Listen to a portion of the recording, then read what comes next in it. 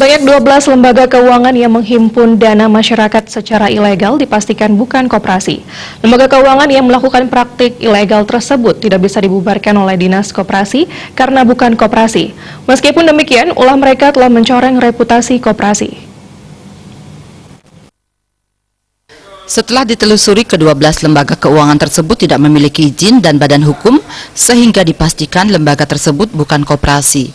Ke-12 lembaga keuangan tersebut diantaranya KSP Mahasuci, KSP Mahamulya Mandiri, KSP Tirta Rahayu, KSP Sinar Suci, KSP Pramesti Dewi, KSP Maha Agung, KSP Restu Sedana, KSP Mahakasih, KSP Mahawisesa, KSP Maha Adil Mandiri, KSP Siti Restu, dan KSP Merta Sedana.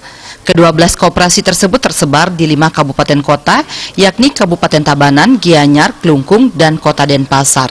Kepala Dinas Koperasi dan UKM Provinsi Bali, Igede Indra Dewa Putra, menyatakan ke-12 koperasi tersebut tidak bisa dibubarkan karena memang bukan koperasi, sehingga bukan Dinas Koperasi yang menangani kasusnya, namun pihak kepolisian.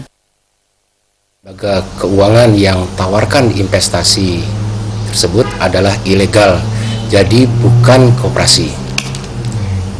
Ya. Bagaimana prakteknya Pak selama ini yang sudah diketahui Pak?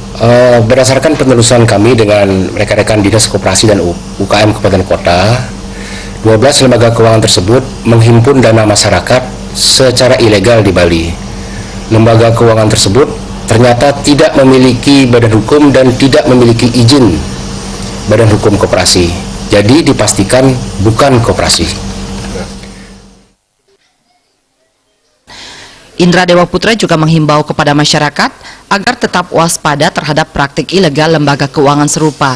Dan dengan kejadian ini, setidaknya telah merusak citra koperasi di tengah masyarakat yang telah dibangun sejak lama. Ilegal berkedok koperasi ini bisa merusak citra koperasi di tengah. Kami bersama masyarakat membangun koperasi dengan baik ya, yang selama ini kita telah bangun. Himbauan kami, masyarakat hendaknya waspada dengan penawaran investasi dengan bunga tinggi maupun iming-iming imbalan lainnya dari lembaga keuangan manapun, entah berbentuk perusahaan maupun lembaga lainnya.